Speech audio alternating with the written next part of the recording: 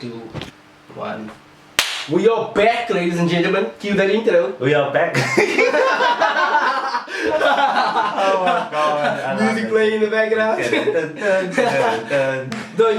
Your favorite show on YouTube, the #1 show in the world, #1 podcast, if you call it that. I think the podcast. It's more like 2 times, you know. It puts me in a box. Yeah, I don't like being in a box. Yeah, I want to be called the influencers and there's 2 podcasts and all that, you know what I mean? Okay, well. Anyway, let's go to the Arsenal game. We're getting last year in the source, and I'm gonna tell you, football's like a really. Like, I love football. It's all consuming in my life. Like, I don't know what level of fan you are, but like, I'm all consumed. So let's say, for instance, after Arsenal win, for the next Emotional day, for the next day, I'm gonna be watching every Arsenal-based video you've ever seen. I'm gonna be watching what we did right, what players shun. I'm gonna be watching every fan reaction for the next 2 days. Then my chest is gonna be out for the rest of the week because I've been set up. You know, I've got that confidence. No one's gonna chat shit. Got your ammunition. No one's gonna chat shit to me, blood. I'm on a pedestal. But when things go wrong, like I get so sad. Like it spoils my entire week, bro. And at the back of, because now all that serotonin I was getting from watching those Arsenal videos are gone. So I'm just like being like invested, talking about football. Because Arsenal did well. I've got so much to say. Arsenal did well. I can talk about everyone else's failures. No. I haven't spoken about soccer at all this week. Like, and it's You can see you're not used to being a cut team. Like you back in the day, but when you're used to being a cut team, like you know what I mean. Like it doesn't hit you as hard anymore because you lose. Same old thing. Yeah, but that thing doesn't apply with Arsenal. Like, I think. Like now it's like, whoa, it's lost. Yeah. Like it's like we drew, and I was so sad. And hit you harder now. I mean. Yeah, man, and look, just overall the game. The game was so hard to watch. Like I feel like obviously the big talking point has to be tactically. I feel like we are overcomplicating it. Like, I understand we want Thomas Partey in the team. I understand that we want Declan Rice in the team. Right? And I understand we want to invert everything. Yeah. But we are giving up the fluidity that our team has, because now our only width is basically coming from our wingers. No? There's no one going past them, so everyone just packs the center, and both of our wingers are inverted. So both of their primary feet is coming inside. So if you just stop them inside, they both get to the byline well, but on the right side you always had Ben White overlapping, giving Saka opportunity, and especially at home. Now all of our players come so central. Like I feel like really we are easier to set up against because Ben White isn't there. And now like our chance creation, it just doesn't feel as fluent. I saw Zinchenko come on the field. Zinchenko made a real difference because Zinchenko was going on the outside. When Thomas Partey was taken off, then we were playing more fluid.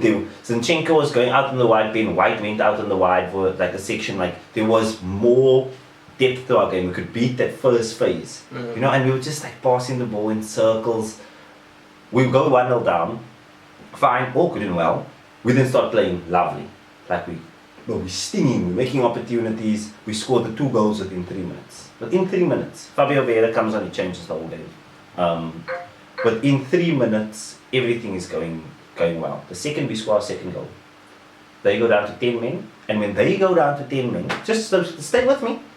Fulham go down to 10 men, and Arsenal start defending for their lives. Yeah. Arsenal start defending for their lives. Arsenal's not time wasting. In the 70th minute. You 10 men. Why are you time wasting? Hold the ball. Yeah. Just hold the ball. You're one more person than just hold the ball, play it around. Fulham is pressing, they're getting balls into the box. They win a corner. They score the corner. And I'm sitting there like, what? Like honestly, just like what? It was such a depressing watch. And then we just like couldn't fashion another opportunity.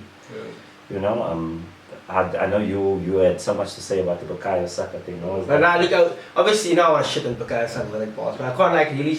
I said that's kind of like a petty shit on you know what I mean? It's a petty shit.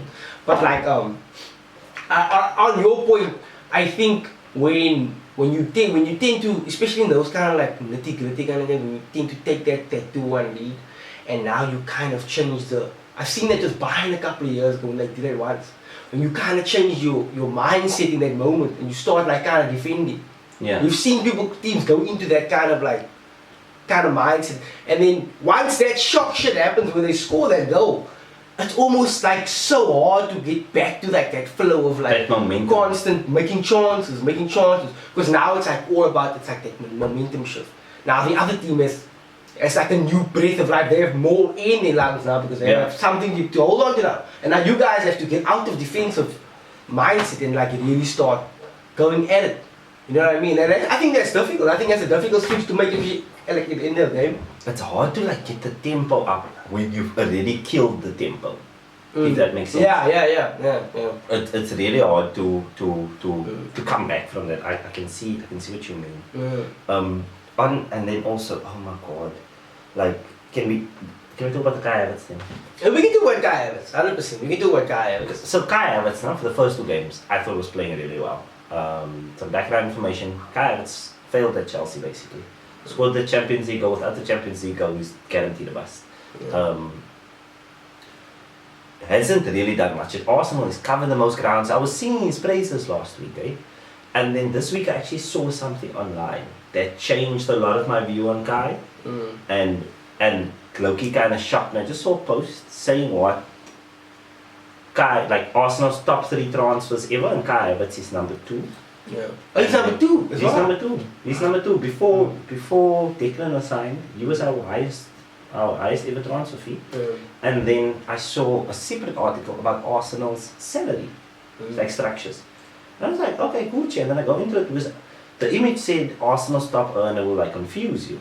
Like it's not who you think. I go in and Sky, do you guess how much Kai Havertz earns How much is it? per a week at Arsenal? How much is Drop it? a guess. Is he 200k guy? Keep going. 2, but he's over 200. Keep going. So he's better than Maguire. Keep going.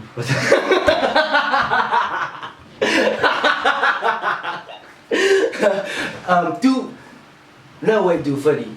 No, Keep going. come on. You are having a laugh right Keep now. going. I want you to keep dropping numbers. Tell me what number you think it is now. 270? Keep going. 300k? Keep going. Yo, nah, you're having a laugh. Nah, He's you're on having a laugh. 370k. No, don't. Kai Havertz is on 300. No. Listen, look at me right now, look at my eyes. That site, whatever trash thing you found, is lying. It is wrong. There's no chance. Kai Havertz is on 370k. Guys, anybody, Kai Havertz 370k. That's outrageous. That's a Man United movement. 331 according to the site. The site I saw 370. Look, anything north of 300 is manic. Bro.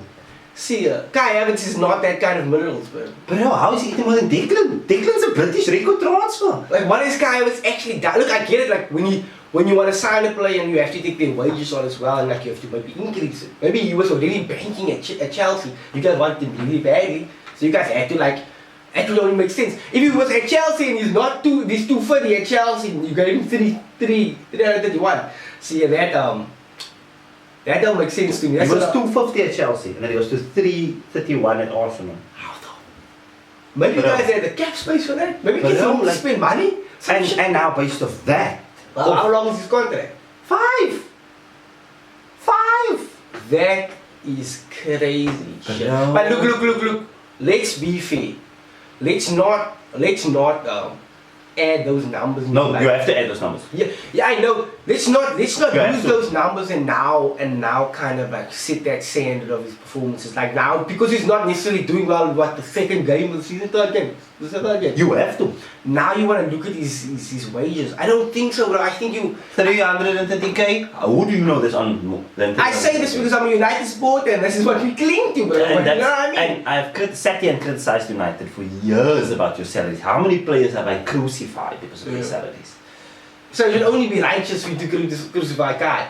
I think Kai's a very unique kind of player. Kai reminds me of not his playing style, but kind of 330, you can't be that unique. those very unique kind of niche players that you only need in a niche system. Maybe Arteta thought he needs that. Who knows?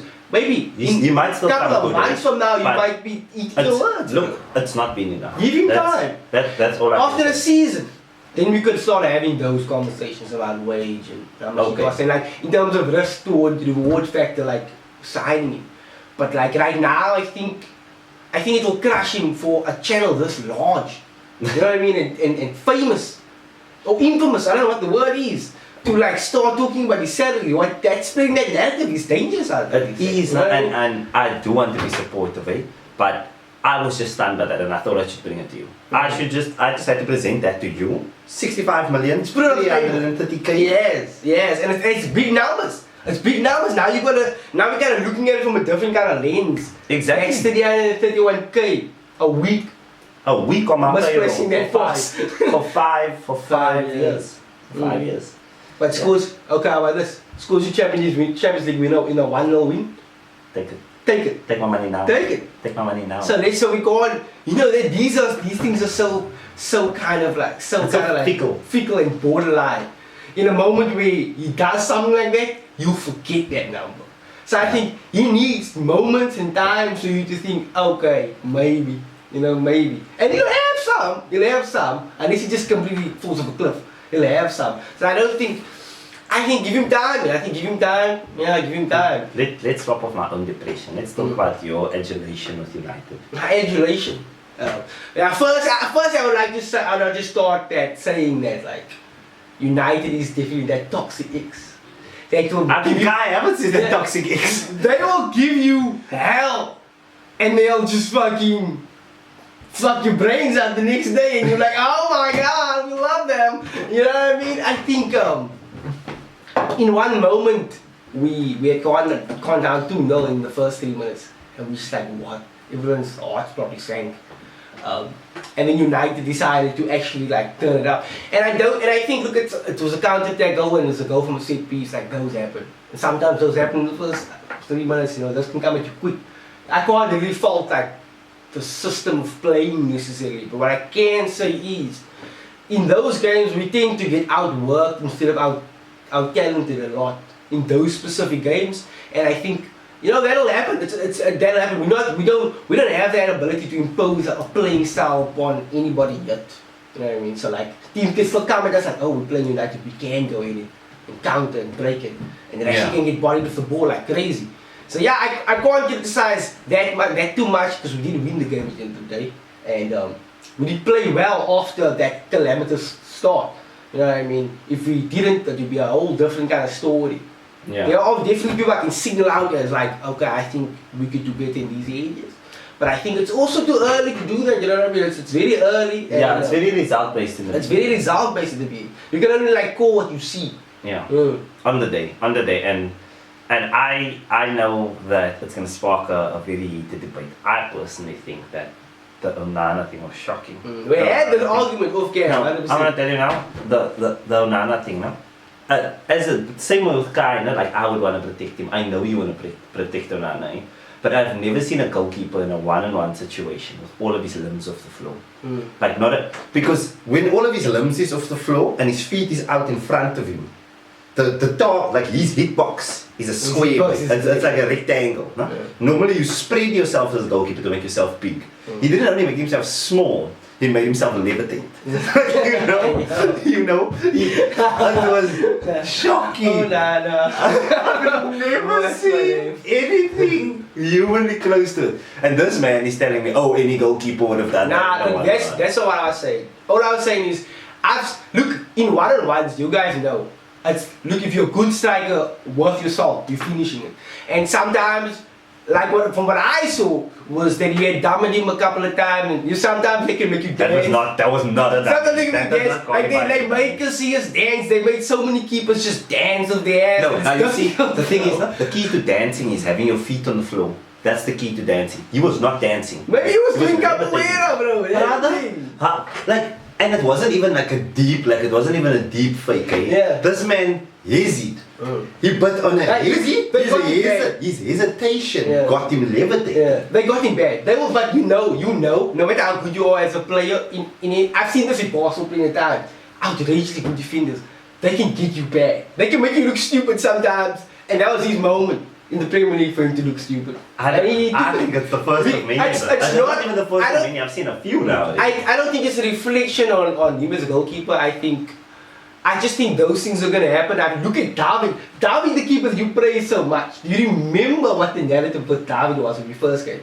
Yes. Lying is a back. David couldn't see with 3 eyes, bro. Yeah. That was the thing. Yeah. And you know how stupid David looked so many times. Every time you felt sorry for him, like when you needed to like reach him to protect him in corners and stuff like that. He looked stupid. Yes, he did. But what happened to David? Yeah, that was the definition of who he was. Sometimes moments in these gigantic leagues, in this like with high competitive fucking nature. I feel like we can't use a unicorn to describe us. No, One of the few unicorns. I've also seen Wojciech Szczesny start out needing to be protected by his. And Szczesny had some good moments, 100%. Exactly, but Szczesny was also at the core with dog shit.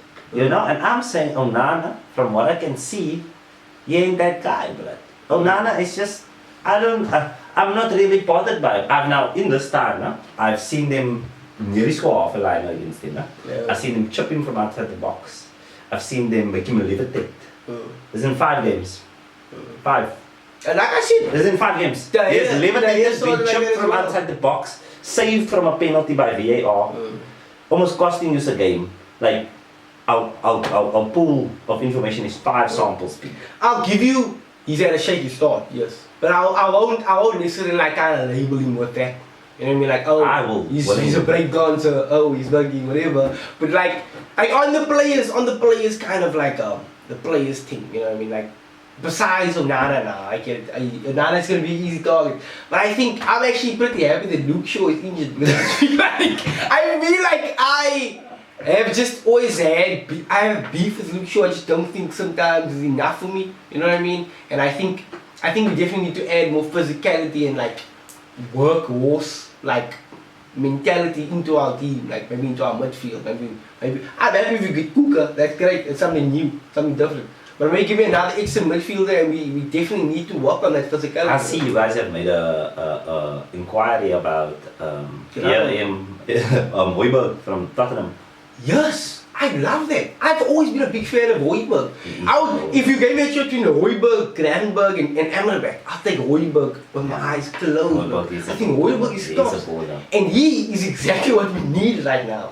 Yeah, it's He's just great. gonna take the ball off the back line, Yeah, bro. And move it forward. We need some more because I see like we've got the talent, we just sometimes it just doesn't come together. You know what I mean? It doesn't Yeah. really come together. It really doesn't come together, and I still feel like, I can't see you guys scoring a goal.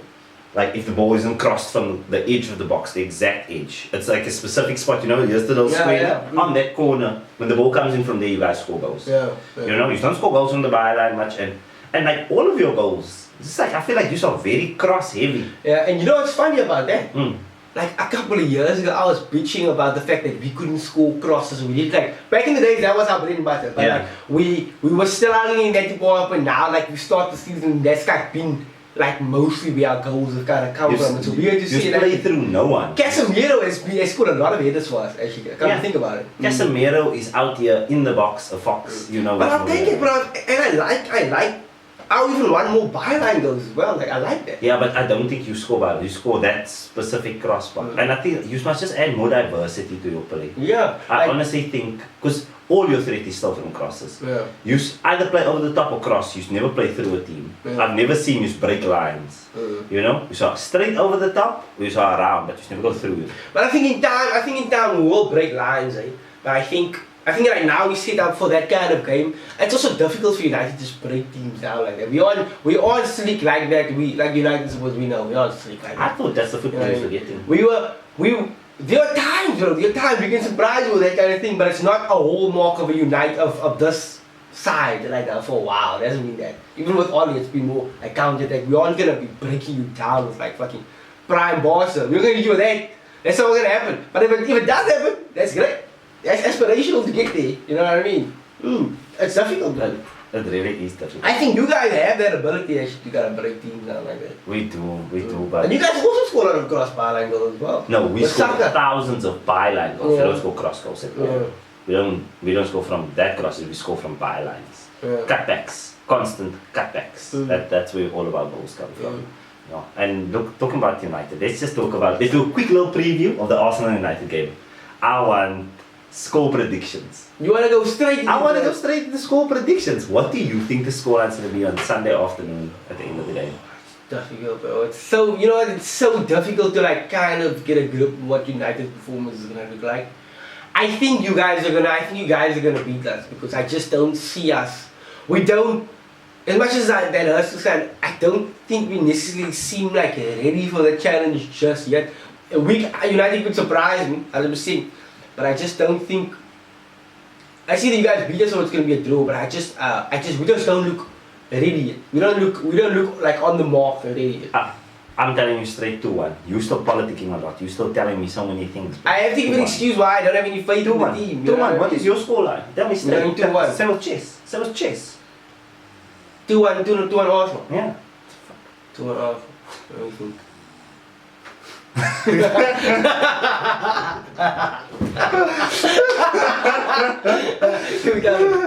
that.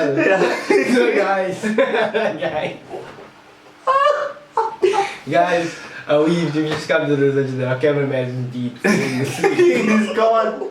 He's so bad. That's crazy. Anyways, I'm gonna go. You know what? Fuck it. Why not going with the reckless abandon? Go 2-1 United. 2-1 United. What do you have to lose? What do I have to do? What do you have to lose? Not like you're gonna get clipped up and put in the beginning of next week's video. Yeah, maybe. It's not like anyone here is gonna be clipped up saying Yeah, things as chest blood. I I'm don't saying 2-1. You're saying 2-1 to United. Yeah. We will see. We're gonna hit you guys with something special for that video. Yeah. You know, stay tuned. Stay tuned. Keep your eyes locked on socials. You know. We got something big planned. We got something big coming, like, and it's not, so it's not in our pants, but we are trying to be more consumer friendly. Yeah. But on that note, guys, it's been great. Thank you so much for watching. GG's, we love you. Until next time. Peace out. I'm just like a whole 10 minutes early. You. I almost not needed in the video. That's not. You started snoring. We had to point it out. We both started canning ourselves. So crazy, bro. Your TV is a comfortable pillow, my bro. You know? Crazy.